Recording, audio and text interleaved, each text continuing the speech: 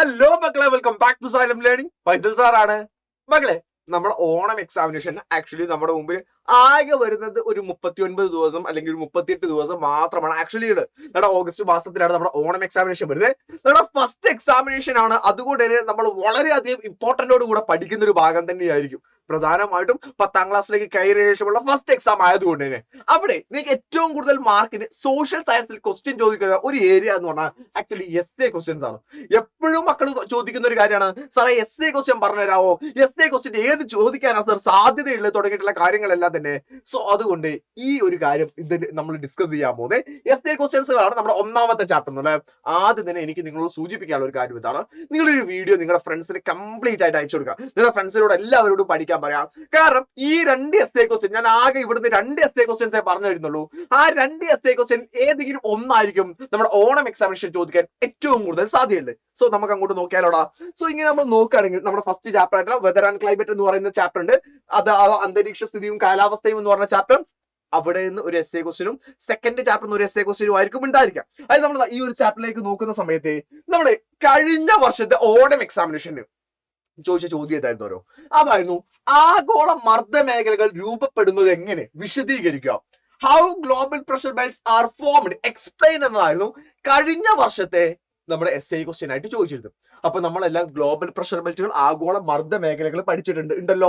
ഏതൊക്കെ ആഗോള മർദ്ദ മേഖലകൾ നമ്മൾ കൃത്യമായിട്ട് നമുക്ക് എല്ലാവർക്കും അറിയാം. നമ്മുടെ അസ്ട്രാ ബാച്ചിലുള്ള മക്കൾക്കാണ് വൃത്തിയായിട്ട് അടിപൊളിയായിട്ട് അറിയാൻ പറ്റുന്ന കാര്യമാണ്. നമ്മളിത് പഠിക്കാനുള്ള ഐഡിയാസ് ഒക്കെ മക്കൾക്ക് പറഞ്ഞു തന്നായിരുന്നു. മക്കളെ ജസ്റ്റ് ഓർമ്മയിലുള്ള ആളുകൾ എന്റെ കൂടെ തന്നെ ഒന്ന് നോക്കിക്കോ. എന്റെ കൂടെ തന്നെ എന്ത് ചെയ്യാ, ഈ ഓർമ്മയിലുള്ള ആളുകളൊക്കെ നോക്കാം. ജസ്റ്റ് ഇനി അതെ ഇവിടെ നോക്കാം. മക്കളെ നമ്മൾ ഫസ്റ്റ് നമ്മൾ നോക്കുന്ന സമയത്ത് നോക്കിക്കോ. ഒറ്റ മിനിറ്റ് ഇതാറുണ്ട് വളരെ ഓക്കെ ഫൈൻ. നമ്മൾ ആദ്യം തന്നെ നമ്മൾ ഫസ്റ്റ് പറയാണ് ഇക്വറ്റോറിയൽ ലോ പ്രഷർ ബെൽറ്റ് അഥവാ ഭൂമധ്യരേഖ ന്യൂനമർദ്ദ മേഖലയാണ് ഒന്നാമത്തെ മർദ്ദ മേഖല എന്ന് പറയുന്നത്. ഞാനിത് ഇതിനെ വേണമെങ്കിൽ നിങ്ങൾക്ക് വേണ്ടി ഒന്ന് വലുതാക്കിയിട്ട് എന്ത് ചെയ്യാം, സെപ്പറേറ്റ് ആക്കിയിട്ട് വെച്ചിട്ട് തരാം. നമ്മൾ സെപ്പറേറ്റ് ആക്കിയിട്ട് ഇതിനെ മാത്രമായിട്ട് നമുക്കൊന്ന് കാണാമല്ലോ. ഇതാണ് നമ്മൾ പഠിക്കേണ്ട ഭാഗം എന്ന് പറഞ്ഞാൽ. അതിന് ഞാൻ ആദ്യം പറഞ്ഞ കാര്യം ഇതാണ്, ഇക്വറ്റോറിയൽ ലോ പ്രഷർ ബെൽറ്റ് അഥവാ മധ്യരേഖ ന്യൂനമർദ്ദ മേഖലയാണ്. അത് വരാനുള്ള റീസൺ ഹൗ ഇറ്റ്സ് ഫോംഡ് എന്ന് ചോദിക്കുന്നുണ്ട്. അപ്പൊ ഓരോന്നിന്റെ ഡെഫിനിഷൻ നമ്മൾ എഴുതി വെക്കണം. അതിൽ ഫസ്റ്റ് പറയുന്ന ഇക്വറ്റോറിയൽ ലോ പ്രഷർ ബെൽറ്റ് അഥവാ മധ്യരേഖ ന്യൂനമർദ്ദ മേഖല ആവാനുള്ള കാരണം എന്ന് പറയുന്നത് സൺ ഈസ് ആൾവേസ് വെർട്ടിക്കൽ. സൂര്യപ്രകാശം ഏറ്റവും കൂടുതൽ കിട്ടുന്ന സ്ഥലമാണ് ഇത്. നമ്മൾ എന്ത് ചെയ്തു, അതുകൊണ്ട് തന്നെ സൂര്യപ്രകാശം ഏറ്റവും കൂടുതൽ കിട്ടുക, അതുകൊണ്ട് അവിടുത്തെ എന്തായിരിക്കും, ടെമ്പറേച്ചർ ഹൈ ആയിരിക്കും, ചൂട് കൂടുതലായിരിക്കും. If the temperature increases pressure decreases എന്നാ പഠിച്ചിട്ടുള്ളത്. താപം കൂടുകയാണെങ്കിൽ എന്ത് ചെയ്യും, മർദ്ദം കുറയുമെന്നാണ് നമ്മൾ പഠിച്ചിട്ടുള്ളത്. സോ അതുകൊണ്ട് അവിടെ എന്തായിരിക്കും, ലോ പ്രഷർ ആയിരിക്കും. ഇവിടെ ലോ പ്രഷർ ആണെങ്കിൽ ഇതിനെ തൊട്ടിപ്പുറത്തും എന്തായിരിക്കും മക്കളെ, ഹൈ പ്രഷർ ആയിരിക്കും, ഉച്ചമർദ്ദമായിരിക്കും. ഇവിടെ ന്യൂനമർദ്ദമായതുകൊണ്ട് തന്നെ അപ്പുറത്തും ഇപ്പുറത്തും എന്താണ്, ഇവിടെ രണ്ടിടത്തും നമ്മൾ എന്ത് ചെയ്യുന്നു, ഇവിടെ രണ്ടിടത്തേക്കും നമ്മൾ നോക്കുന്ന സമയത്ത് അവിടെ ഉച്ചമർദ്ദമായിരിക്കും. ഉപോഷ്ണ ഉച്ചമർദ്ദ മേഖല അഥവാ subtropical high pressure belt. ഉപോഷ്ണ ഉച്ചമർദ്ദ മേഖല വരാനുള്ള റീസൺ എന്താണ്, അതും നമ്മൾ കൃത്യമായിട്ട് പഠിച്ചിട്ടുണ്ട്. ഉപോഷ്ണ ഉച്ചമർദ്ദ മേഖല വരാനുള്ള കാരണം എന്ന് പറയുന്നത് ഇക്വറ്റോറിയൽ ഏരിയ ഭൂമധ്യരേഖയിലുള്ള സ്ഥലത്ത് നിന്ന് അവിടുത്തെ ചൂട് കൂടുന്നു, അതുകൊണ്ട് തന്നെ air is expanded and rises up എന്നാ പറഞ്ഞിട്ടുള്ളത്. അവിടുത്തെ വായു വികസിച്ചിട്ട് നേരെ മുകളിലോട്ട് വരുന്നു.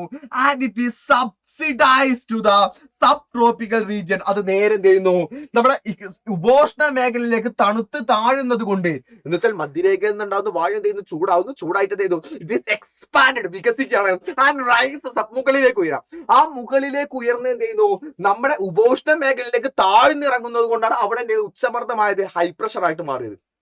എന്നാലേ അടുത്താണ് subpolar low pressure belt. ഇവിടെ ഹൈ ആയതുകൊണ്ട് അടുത്ത ലോ ആയിരിക്കും കേട്ടോ, അഥവാ ഉപദ്രവീയ ന്യൂനമർദ്ദ മേഖല. അവിടെ ന്യൂനമർദ്ദം വരാനുള്ള റീസൺ എന്താണ്, due to the rotation of earth അഥവാ ഭൂമിയുടെ ഭ്രമണം കാരണമായിട്ട് എയർ ത്രോൺ അവേ, അവിടുത്തെ വാഴുവിനെ എന്ത് ചെയ്യുന്നു, ചുഴറ്റി എറിയുന്നു. അവിടെ എന്ത് ചെയ്യുന്നു, ഭൂമിയുടെ ഭ്രമണം കാരണമായിട്ട് അവിടുത്തെ വാഴുവിനെ ചുഴറ്റി എറിയുന്നത് കൊണ്ട് അവിടെ ലോ പ്രഷർ ആയതാണ്. ഏറ്റവും അവസാനത്തത് പോളാർ ഹൈ പ്രഷർ ബെൽറ്റ് ആണ്, അഥവാ ധ്രുവീയ ഉച്ചമർദ്ദ മേഖലയാണ്. പോളാർ ഹൈ പ്രഷർ വരാനുള്ള റീസൺ എന്താ, ഓർത്തോക്ക്. അവിടെ എന്തായിരിക്കും, പോളാർ സൈഡ് എന്ന് പറയുന്ന സമയത്ത് അവിടെ ടെമ്പറേച്ചർ താപനില എന്തായിരിക്കും, കുറവായിരിക്കും. If the temperature decreases pressure increases, അല്ലേ? താപം കുറയുകയാണെങ്കിൽ മർദ്ദം കൂടുമെന്നല്ലേ നമ്മൾ പഠിച്ചിട്ടുള്ളത്. സോ അതുകൊണ്ടാണ് അവിടെ എന്ത് ചെയ്തത്, പോളാർ ഹൈ പ്രഷർ ബെൽറ്റ് അഥവാ ധ്രുവീയ ഉച്ചമർദ്ദ മേഖലയായിട്ട് വരാനുള്ള റീസൺ. സോ ഇതിനെ കൃത്യമായിട്ട് മക്കൾ പഠിച്ചു വെക്കുക. ഇത് ഓരോന്നും ഞാൻ ശരിക്കും മക്കൾ എന്ത് ചെയ്തിട്ടുണ്ട്, ഓരോന്നും പഠിപ്പിച്ചിട്ടുണ്ട്. ഓരോന്നിന്റെ ഡീറ്റെയിൽഡ് ആയിട്ടുള്ള കാര്യങ്ങൾ ഇവിടെ പറഞ്ഞിട്ടുണ്ട്. നമ്മളിപ്പോ ഈ പറഞ്ഞ കാര്യങ്ങൾ തന്നെയാണ്. ഇതിന് മുഴുവനും എഴുതി വെക്കണം. ഇതിനെ മുഴുവനും എഴുതി വെച്ചാൽ മാത്രമേ നിങ്ങൾക്ക് എന്തുള്ളൂ, അതിലെ കംപ്ലീറ്റ് ആയിട്ടുള്ള 5 മാർക്ക് നിങ്ങൾക്ക് കിട്ടുള്ളൂ. അല്ലെങ്കിൽ എന്തില്ല, ഫുൾ മാർക്ക് നിങ്ങൾക്ക് സ്കോർ ചെയ്യാൻ പറ്റില്ല. അത് കഴിഞ്ഞാൽ അടുത്തൊരു ചോദ്യത്തിലേക്ക് നമുക്ക് പോവാം. അടുത്ത ചോദ്യം വളരെ രസകരമായ ഒരു ചോദ്യം.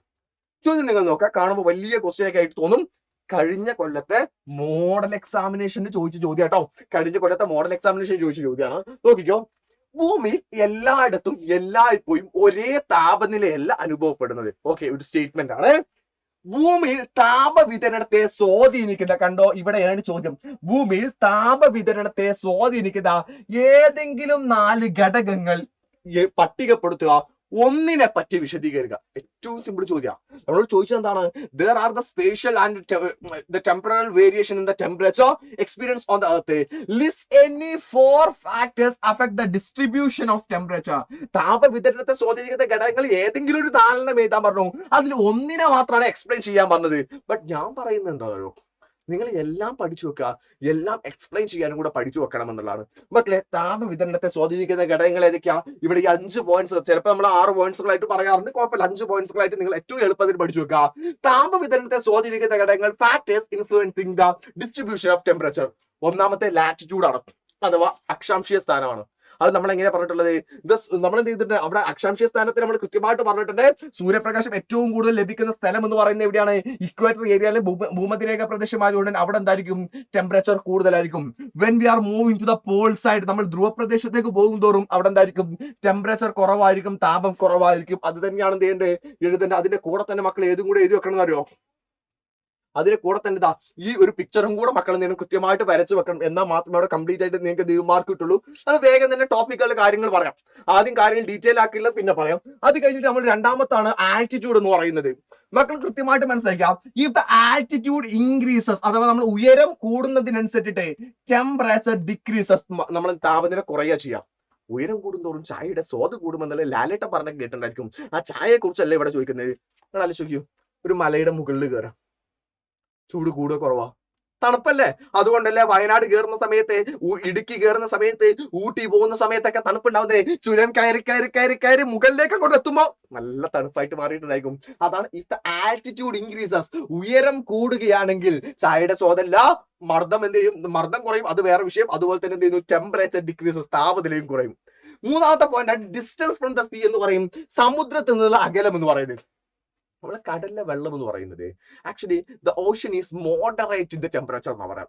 താപനിലയെ മിതപ്പെടുത്തുന്ന ആളാണ് ആര്? ഓഷൻ എന്ന് പറയുന്നത്, സമുദ്രം എന്ന് പറയുന്നത്. സോ അതുകൊണ്ട് if the area is closest to the sea, കടലിനോട് ചേർന്ന് നിൽക്കുന്ന സ്ഥലത്താണെങ്കിൽ അവിടെ വലിയ ചൂടും വലിയ തണുപ്പും ഉണ്ടാവില്ല.